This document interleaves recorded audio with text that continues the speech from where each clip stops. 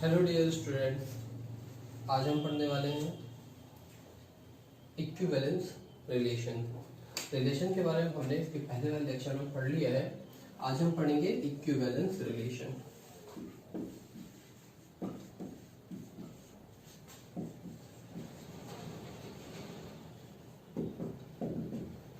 Equivalence relation क्या होता है? कोई भी रिलेशन अगर रिफ्लेक्सिव है,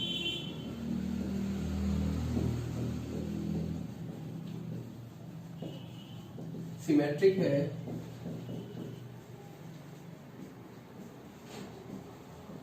एंड ट्रांजिटिव है। कोई भी रिलेशन अगर रिफ्लेक्सिव है, सिमेट्रिक है और ट्रांजिटिव है तो उस रिलेशन को हम कहेंगे इक्विवेलेंस रिलेशन। कोई भी रिलेशन अगर रिफ्लेक्सिव भी है, सिमेट्रिक भी है एंड ट्रांजिटिव भी है तो उस रिलेशन को हम कहेंगे कि वो रिलेशन इक्विवेलेंस रिलेशन है। ओके, अब हम समझते हैं रिफ्लेक्सिव रिलेशन क्या होता है। सपोज मैंने एक सेट लिया A 1, 2 एंड 3। हम जानते हैं कि रिलेशन किसमें डिफाइन होता है? कार्टेशियन प्रोडक्ट पे। तो हम यहाँ पे A क्रॉस A लेंगे। A क्रॉस A क्या बनेगा बेटा? 1 1 1 2 1 3 2 1 2 2 एंड 2 3 3 1 3 2 3 3। ये हमारा कार्टेशियन प्रोडक्ट है और इस कार्टेशियन प्रोडक्ट पर हमें एक रिलेशन डिफाइन करना है। तो वो रिलेशन मैंने डिफाइन किया R is equal to A is greater or equal to B। मैंने आपको समझाने के लिए बेटा इस रिलेशन को ऐसे लिखा हुआ है R is equal to A is greater or equal to B। अगर हम इसे मैथमेटिकल वे पे लिखें तो वो ऐसे लिखा जाता है R is defined as AB। चूंकि जो रिलेशन होता है वे ऑर्डर्ड पेयर पे डिफाइन होता है, इसलिए हम उस ऑर्डर पेयर को AB लिखते हैं कि relation is defined on ordered pair AB such that. ऐसे डिफाइन किया गया है कि A is greater or equal to B। यहां पर हम अपनी कंडीशन लिखते हैं जो रिलेशन का स्टेटमेंट होता है, और यहां पे हम ये भी डिफाइन करते हैं कि ये A और B है क्या। तो हम कहेंगे कि ये जो A और B है ये हमारा एलिमेंट था। इस एलिमेंट पे हमने रिलेशन डिफाइन किया है। तो ये एलिमेंट कहां से आया है? तो ये AB जो है वो एलिमेंट है किसका? A क्रॉस A का। Clear? R is equal to AB such that A is greater or equal to B where AB belongs to A cross A। Clear? ये हमारा रिलेशन का स्टेटमेंट हुआ। अब हमें देखना है कि इस रिलेशन को इस कार्टेशियन प्रोडक्ट के कौन कौन से एलिमेंट फॉलो कर रहे हैं। आइए देखते हैं। 1 1 में A क्या है बेटा? 1, B इज इक्वल टू 1। तो क्या यहाँ पे चेक करते हैं कि A is greater or equal to B है या नहीं। तो हम यहाँ पे देखते हैं A भी 1 है और B भी 1 है। क्या ये कंडीशन ट्रू है? 1 से ग्रेटर और इक्वल टू होता है? हाँ, 1 से बड़ा तो नहीं लेकिन 1 के इक्वल होता है। इसका मतलब 1 इज इक्वल टू 1। तो ये कंडीशन हमारी क्या हो गई? ट्रू हो गई। मतलब ये जो एलिमेंट है हमें रिलेशन के अंदर मिलेगा। तो हम रिलेशन का एक सेट डिफाइन करते हैं और उस सेट के अंदर इस एलिमेंट को लिख लेते हैं। क्लियर? अब हम अपने सेकंड एलिमेंट के लिए चेक करते हैं 1 2। A is equal to 1, B is equal to 2।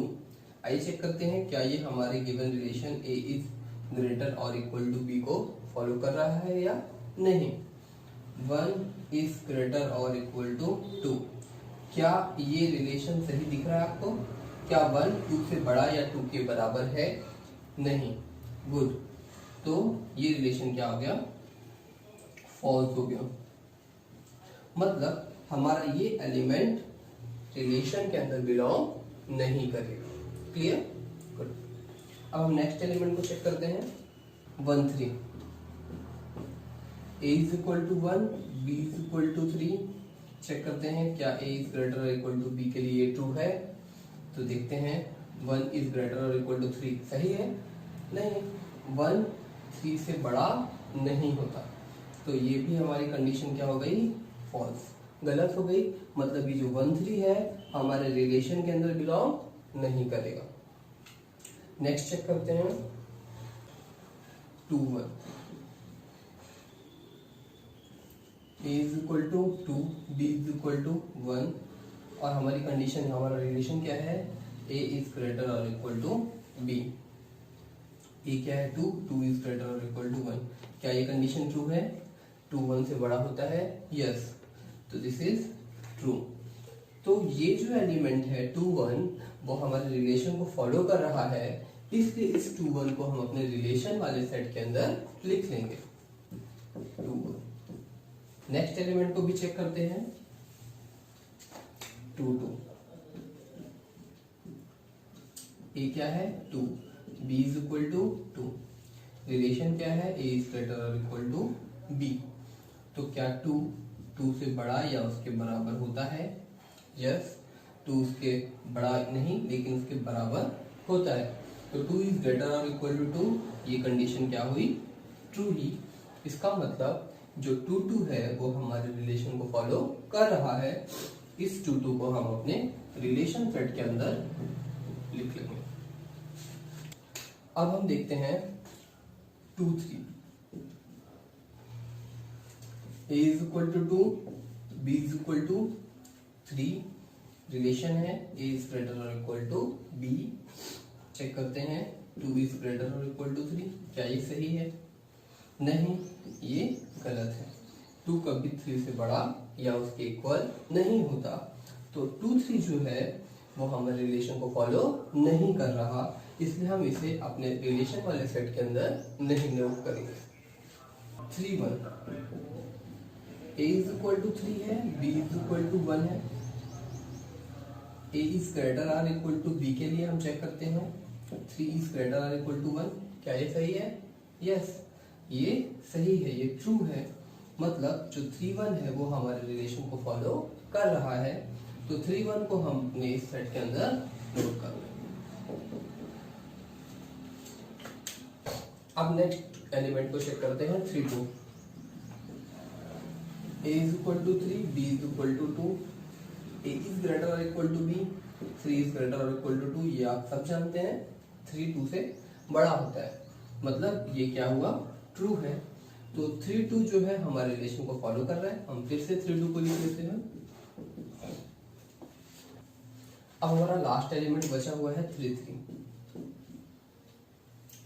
a is equal to 3, b is equal to 3।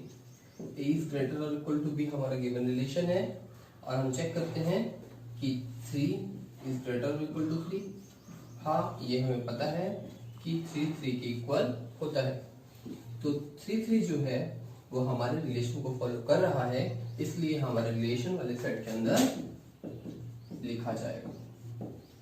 अब इसके सारे एलिमेंट खत्म हो चुके हैं, तो अब हमें इसके अलावा कोई एलिमेंट को चेक नहीं करना। तो हमारे पास एक रिलेशन का सेट मिल गया जिसे हम कहेंगे सेट R।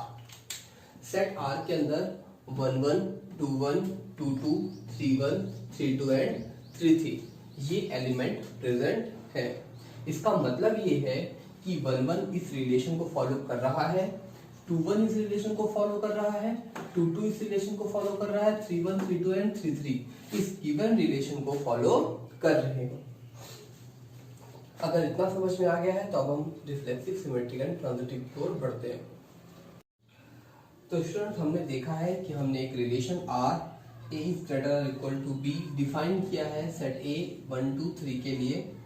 सेट ए का मैंने कार्टेशियन प्रोडक्ट बनाया, ए क्रॉस ए 1 1 1 2 1 3 ये इसके एलिमेंट थे, और इन सारे एलिमेंट पे हमने चेक किया इस रिलेशन को कि ये वैलिड है या नहीं। तो हमें एक सेट मिला जिसमें वो सारे एलिमेंट थे जो इस रिलेशन को फॉलो कर रहे थे। क्लियर ना?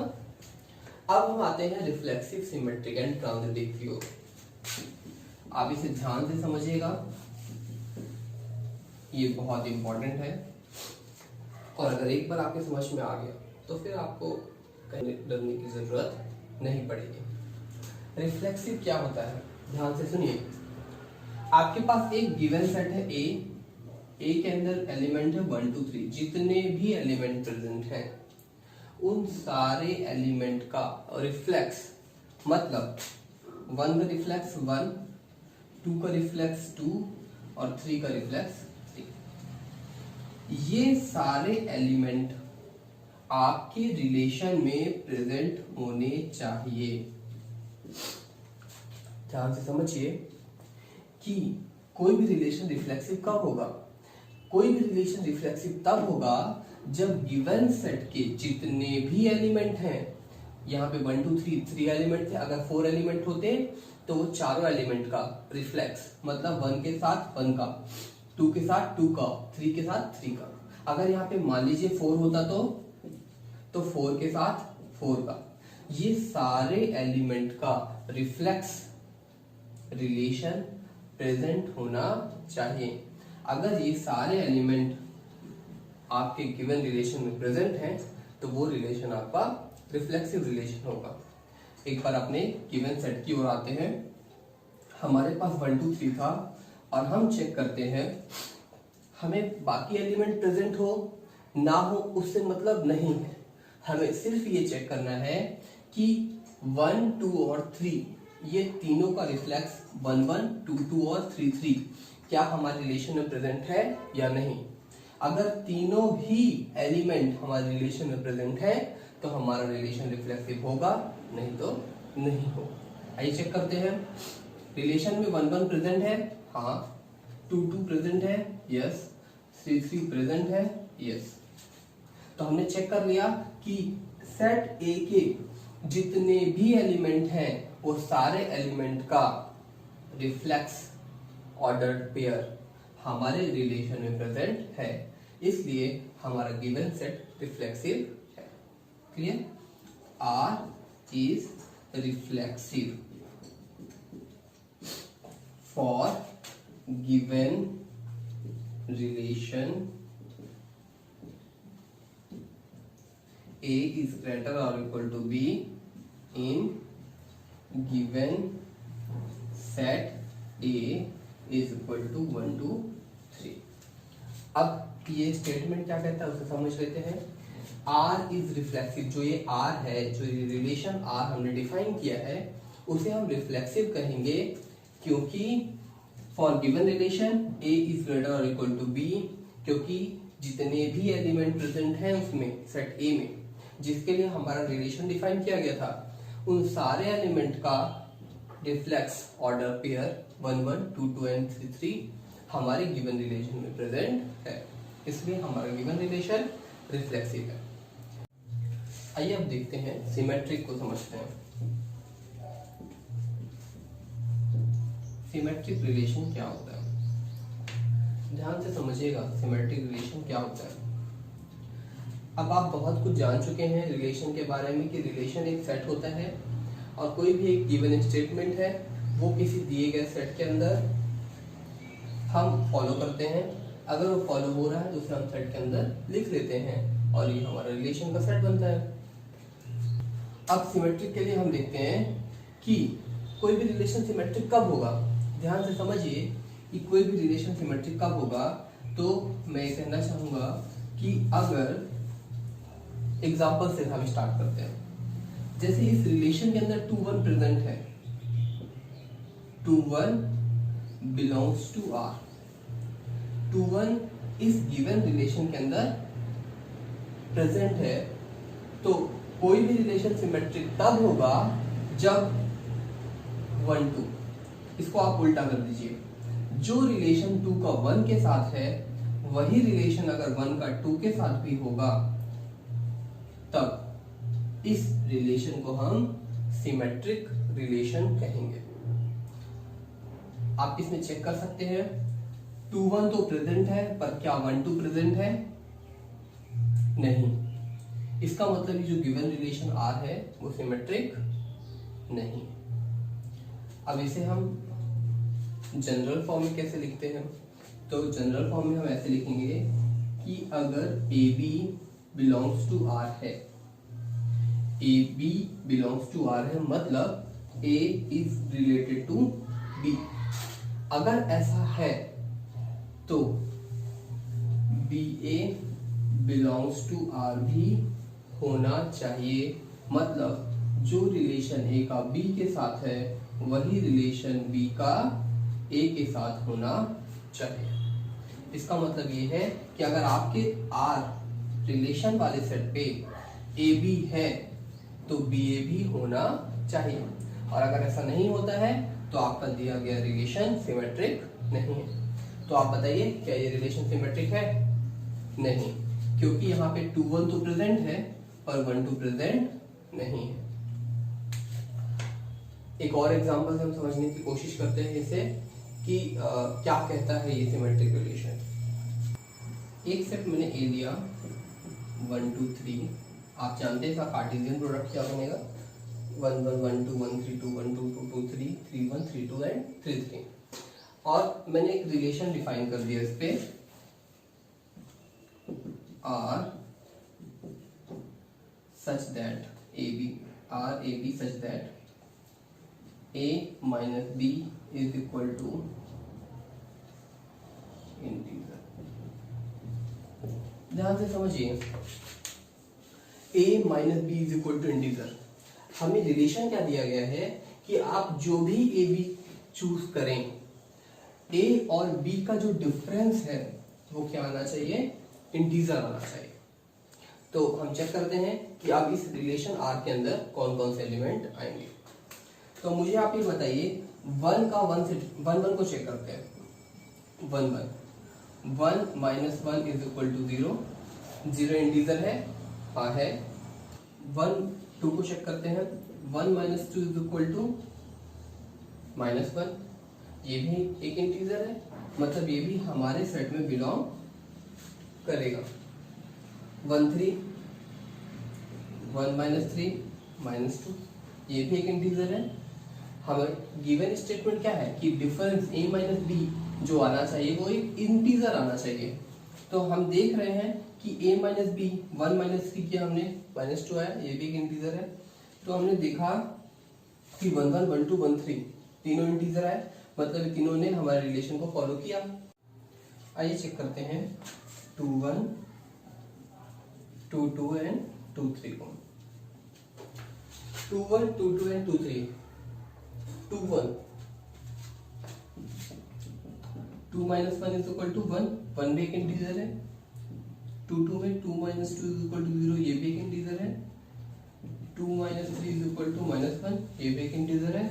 इसने भी हमारे गिवन रिलेशन को फॉलो किया, इसने भी गिवन रिलेशन को फॉलो किया, और इसने भी गिवन रिलेशन को फॉलो किया, मतलब ये तीनों भी हमारे रिलेशन वाले सेट के अंदर आएंगे। 3 1 3 2 एंड 3 3 को भी चेक करते हैं। 3 1 3 2 3 3। 3 माइनस 3 0 होगा, 3 माइनस 2 1 होगा, एंड 3 माइनस 1 2 होगा। ये तीनों का डिफरेंस भी क्या आ रहा है? इंटीजर आ रहा है। इसका मतलब ये तीनों एलिमेंट भी हमारे रिलेशन वाले सेट के अंदर प्रेजेंट होंगे। तो हम देखते हैं इसका सेट क्या बनेगा। तो इसका भी सेट बना लेते हैं हम। R is equal to 1 1 1 2 1 3, 1 1 1 2 1 3, 2 1 2 2 2 3, 3 1 3 2 and 3 3। ये हमारा दूसरा रिलेशन का सेट है, इसलिए इसे हम नाम रिलेशन 2 दे देते हैं, ठीक है, ताकि समझने में आसानी हो। तो आइए देखते हैं हमारा जो R2 दूसरा रिलेशन था AB, वो कैसा होना चाहिए था? A minus B is equal to integer.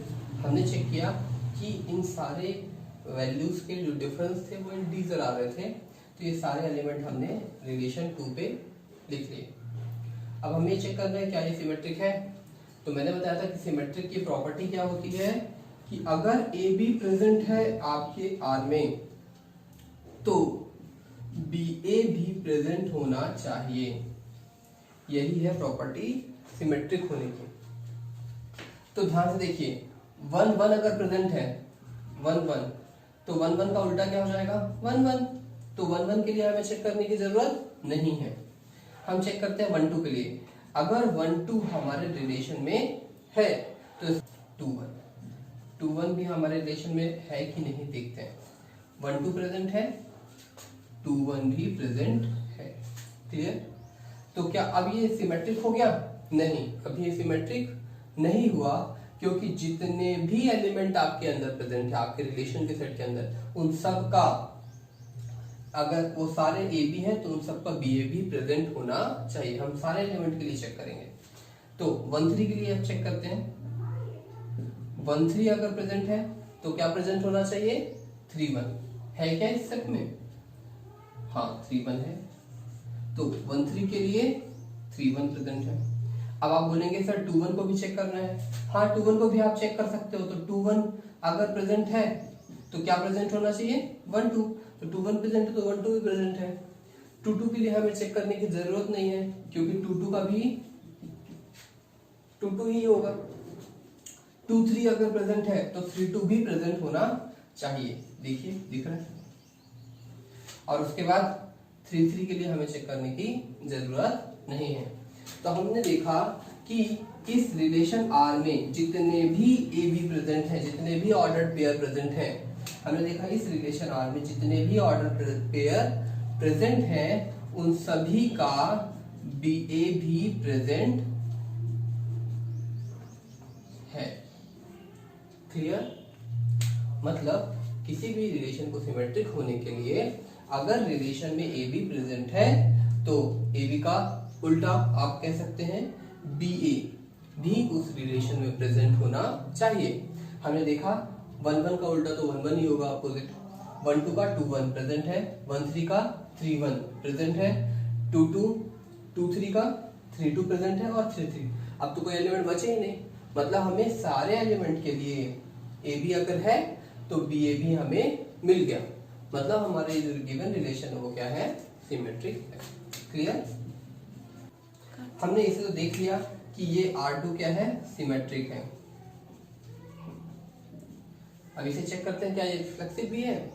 हमने रिफ्लेक्सिव तो पढ़ा था, तो हमने देखा था कि R2 के लिए हमने कौन सा सेट डिफाइन किया था A के अंदर कितने एलिमेंट थे 1 2 3। तो हम देखते हैं क्या 1 1 प्रेजेंट है, यस 1 1 प्रेजेंट है। क्या 2 2 प्रेजेंट है, यस 2 2 प्रेजेंट है। क्या 3 3 प्रेजेंट है, यस 3 3 प्रेजेंट है। तो ये रिलेशन क्या रिफ्लेक्सिव है, yes R2 is reflexive. R2 symmetric भी है और R2 रिफ्लेक्सिव भी है। बट जो हमने पहले रिलेशन डिफाइन किया था वो केवल रिफ्लेक्सिव था, सिमेट्रिक था क्या? क्योंकि हमें 2 1 तो मिल रहा था, बट 2 1 के लिए 1 2 इस रिलेशन में हमें नहीं मिल रहा था, इसलिए जो हमारा R था वो सिमेट्रिक नहीं था। तो हम लिखेंगे R not symmetric.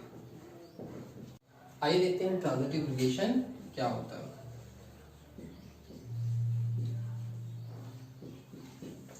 Transitive relation क्या होता है, ध्यान से समझिएगा बेटा। अगर ए बी रिलेशन में प्रेजेंट है, ठीक, ए बी प्रेजेंट है और बी सी प्रेजेंट है, ध्यान से समझिएगा। ए बी रिलेशन में प्रेजेंट है और बी सी रिलेशन में प्रेजेंट है। इसका क्या मतलब है कि पहले वाले ऑर्डर पेयर का सेकंड एलिमेंट दूसरे वाले ऑर्डर के फर्स्ट एलिमेंट, ठीक है, दोनों क्या है सेम। क्लियर? मतलब अगर ए बी प्रेजेंट है रिलेशन में और बी सी प्रेजेंट है रिलेशन में, तब ए सी भी प्रेजेंट होना चाहिए।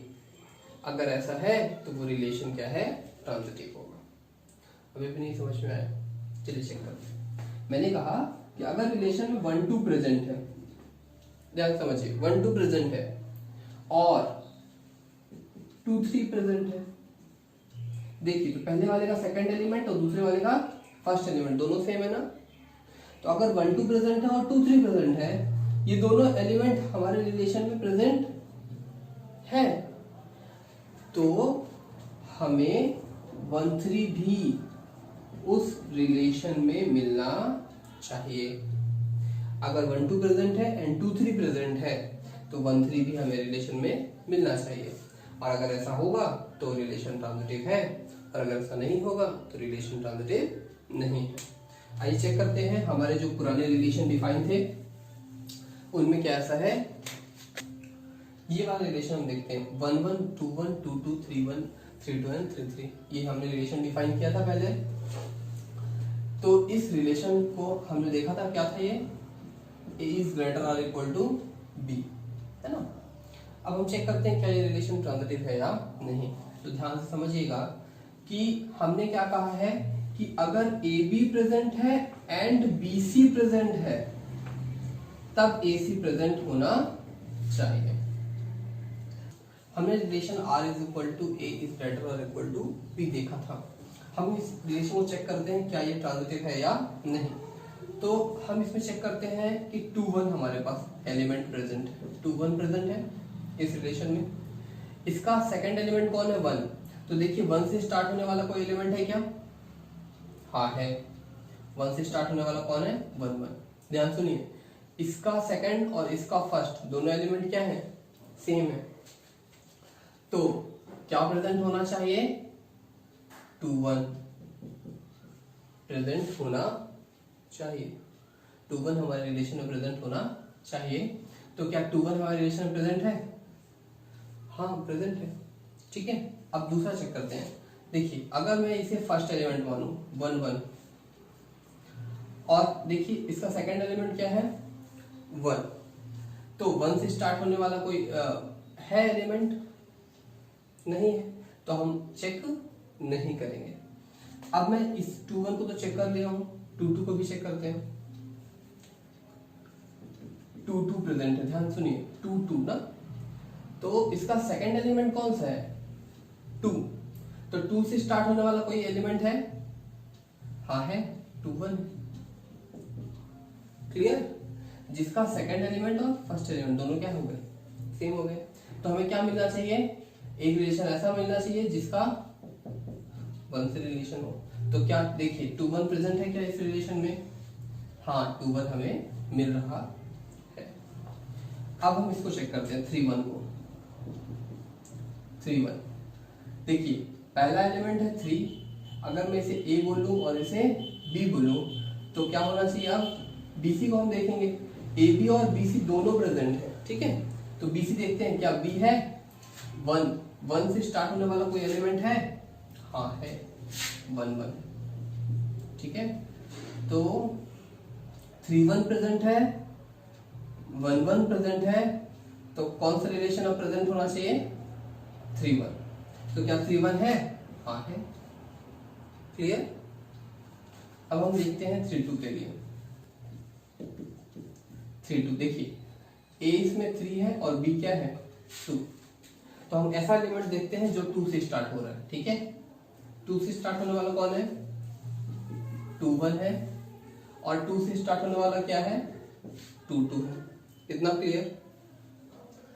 जब हमने देखा कि 3 2 प्रेजेंट है और 2 से स्टार्ट होने वाला 2 1 है और 2 से स्टार्ट होने वाला 2 2 है, तो ध्यान सुनिए, अगर 3 2 प्रेजेंट है और 2 1 प्रेजेंट है, अगर 3 2 प्रेजेंट है और 2 1 प्रेजेंट है, तो कौन सा रिलेशन प्रेजेंट होना चाहिए, 3 1 प्रेजेंट होना चाहिए। अब देखिए क्या 3 1 प्रेजेंट है, हाँ 3 1 प्रेजेंट है। अब हम दूसरे एलिमेंट के लिए देखिए, अगर 3 2 प्रेजेंट है और 2 2 प्रेजेंट है, देखिए दोनों का बी सेम है ना, ठीक है। तो अगर 3 2 प्रेजेंट है और 2 2 प्रेजेंट है तो क्या प्रेजेंट होना चाहिए, 3 2 प्रेजेंट होना चाहिए। 3 2 इस रिलेशन में प्रेजेंट है, हाँ है। अब हमारे पास एक लास्ट एलिमेंट बचता है 3 3, ठीक है। अब हम 3 3 के लिए भी चेक कर लेते हैं, यहाँ पर चेक कर लेते हैं 3 3। देखिए अगर मैं बोलूँ ए बी, तो ए क्या है 3 और बी क्या है 3। तो हमने क्या बोला, अगर ए बी है और बी सी है तो हम देखेंगे कि क्या इसमें बी सी प्रेजेंट है। बी मतलब 3 से स्टार्ट होने वाला कोई भी एलिमेंट। 3 से स्टार्ट होने वाला कौन है, 3 1 3 2 एंड 3 3। तो हम देखते हैं 3 1 प्रेजेंट है, 3 2 प्रेजेंट है और 3 3। अगर मैं इसे ए बी मानूं और इसे बी सी मानूं, ये ए बी है और ये बी सी है, तो क्या प्रेजेंट होना चाहिए, ए सी प्रेजेंट होना चाहिए। 3 1 क्या प्रेजेंट है, 3 1, हाँ 3 1 प्रेजेंट है, ओके। अब हम इसको 3 3 को 3 2 के लिए भी चेक करेंगे। 3 3 ए बी प्रेजेंट है और 3 2 क्या है, बी सी बन गया हमारा। ये ए बी बना और ये बी सी बना, क्योंकि दोनों का क्या है, इसका लास्ट और इसका फर्स्ट एलिमेंट सेम है। क्लियर। तो 3 3 प्रेजेंट है एंड 3 2 प्रेजेंट है, तो क्या प्रेजेंट होना चाहिए, ए सी प्रेजेंट होना चाहिए। 3 2 प्रेजेंट होना चाहिए, 3 2 प्रेजेंट है। क्लियर। और 3 3 में देखिए 3 3 ए 3 है, बी क्या है 3, दोनों का बी क्या है, सेम है ना, इसका बी और इसका ए सेम है। तो हम चेक करेंगे कि ए बी प्रेजेंट है, बी सी प्रेजेंट है, तो ए सी प्रेजेंट है क्या, ए सी मतलब 3 3 प्रेजेंट है। 3 3 हमारे इस रिलेशन में प्रेजेंट है, मतलब हमें कोई भी ऐसा एलिमेंट नहीं मिला कि अगर ए बी प्रेजेंट है और बी सी प्रेजेंट है तो उसका ए सी भी प्रेजेंट है। तो इसलिए ये रिलेशन क्या है, ट्रांजिटिव।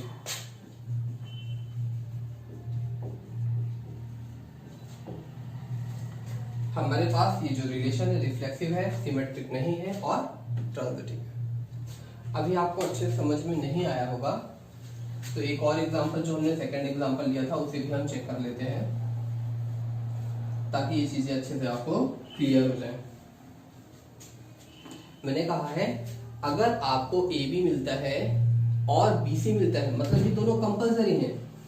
अगर ए बी बस मिल रहा है और बी सी नहीं मिल रहा तो आप ए सी चेक करेंगे, नहीं चेक करेंगे। अगर ए बी मिल रहा है और बी सी भी मिल रहा है तब आप चेक करेंगे कि ए सी है या नहीं। अगर ए बी है बी सी नहीं है तो आप ए सी चेक नहीं करेंगे, लेकिन अगर ए बी है और बी सी है तब आप ए सी चेक करेंगे। और अगर ए सी है तब वो रिलेशन ट्रांजिटिव है, और अगर ए सी नहीं है तो वो रिलेशन ट्रांजिटिव नहीं होगा। इस सेकंड वाले रिलेशन को हम चेक करते हैं क्या ये ट्रांजिटिव है। तो ये यूनिवर्सल रिलेशन है, हमने देखा था ना। यूनिवर्सल रिलेशन क्या होता है, यूनिवर्सल रिलेशन वो होता है जिसमें ए क्रॉस ए के सारे एलिमेंट प्रेजेंट हो। R is equal to A cross A अगर हो जाता है तो उस रिलेशन को हम यूनिवर्सल रिलेशन कहते हैं। हमने जो इसके प्रीवियस वीडियो में उसमें देखा था, है ना। तो ये एक यूनिवर्सल रिलेशन है, तो ये ट्रांजिटिव होगा ही, लेकिन फिर भी हम एक बार चेक कर लेते हैं। देखिए दोस्तों, आपको 1 1 2 2 एंड 3 3 के लिए चेक करने की जरूरत नहीं पड़ती है, क्योंकि जहाँ पे 1 1 1 2 2 2 3 3 है वो ऑलरेडी ट्रांजिटिव होने के लिए हेल्प करते हैं। हम चेक करेंगे 1 2 के लिए। 1 2 है। अब ध्यान सुनिए, a इसका 1 है और 2 इसका b है, तो b क्या हो सकते हैं। अब यहाँ पे देखिए इन दोनों एलिमेंट का a भी प्रेजेंट है, b c प्रेजेंट है, तो क्या प्रेजेंट होना चाहिए, a c प्रेजेंट होना चाहिए। 1 1 प्रेजेंट है इस रिलेशन में, हाँ है, तो ये चेक हो गया हमारा।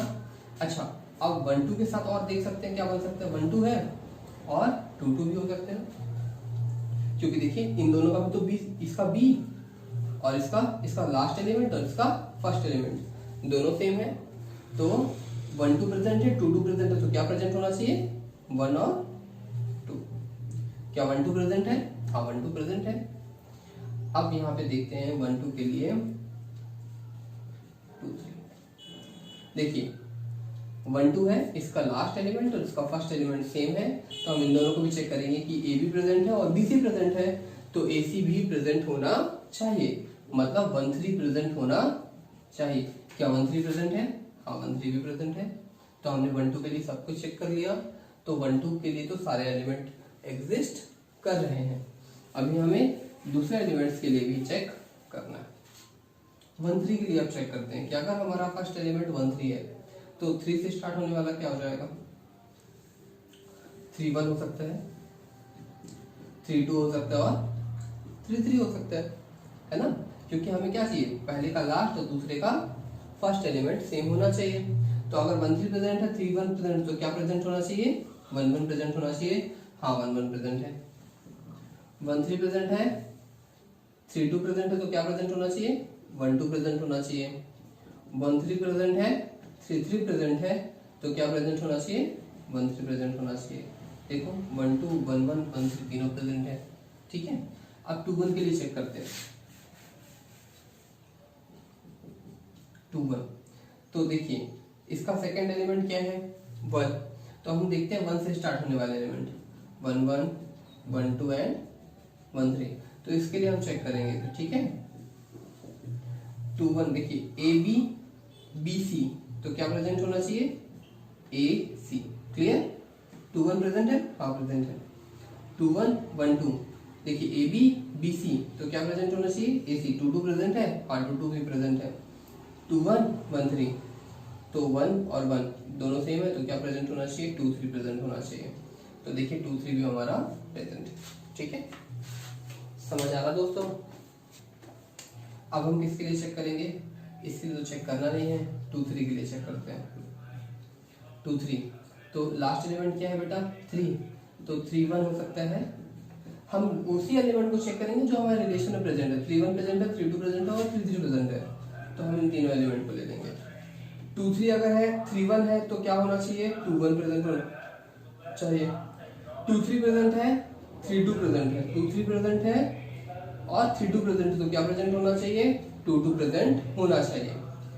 2 3 प्रेजेंट है, 3 3 प्रेजेंट है, तो क्या प्रेजेंट होना चाहिए? 2 3 प्रेजेंट होना चाहिए। देखो तीनों एलिमेंट प्रेजेंट है, 2 1 2 2 एंड 2 3 प्रेजेंट है। 2 1 2 2 एंड 2 3 तीनों एलिमेंट प्रेजेंट है। चलिए अब देखते हैं 3 1 एंड 3 2 के लिए। 3 1 एंड 3 2 के लिए 3 1, तो देखिए क्या है? 1 से स्टार्ट होने वाला एलिमेंट क्या है? 1 1, और क्या है? 1 2, और क्या है?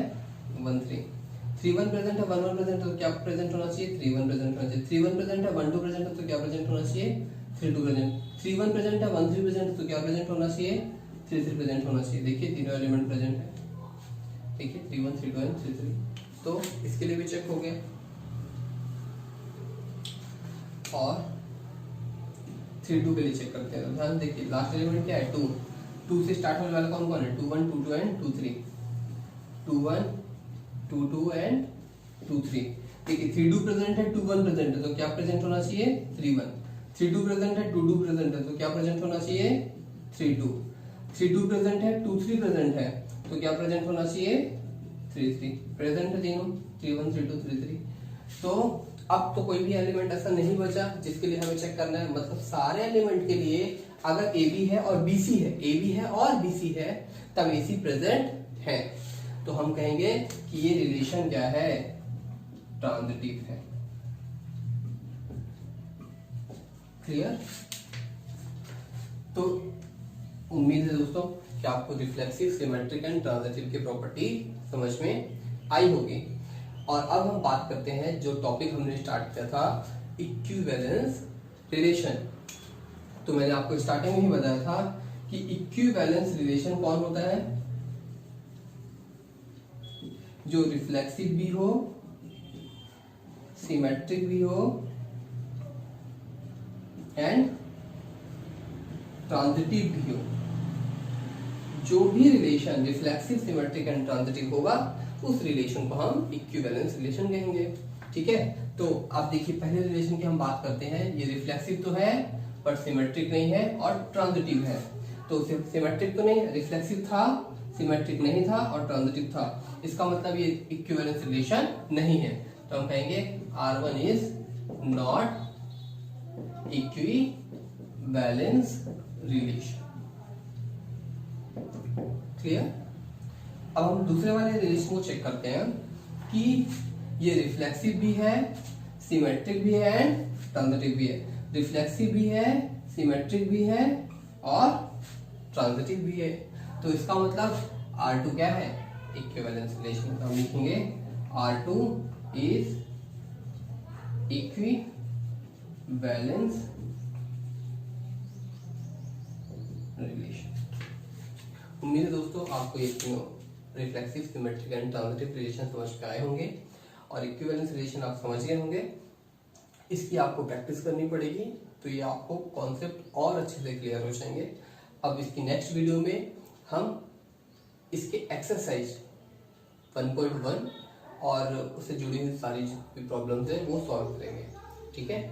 और अगर आपको कोई भी टॉपिक या समझने में दिक्कत हो, अगर कहीं कुछ समझ में नहीं आ रहा हो, तो आप उसके लिए कमेंट बॉक्स में जाकर कमेंट कर सकते हैं, हम आपको रिप्लाई जरूर देंगे। Thank you.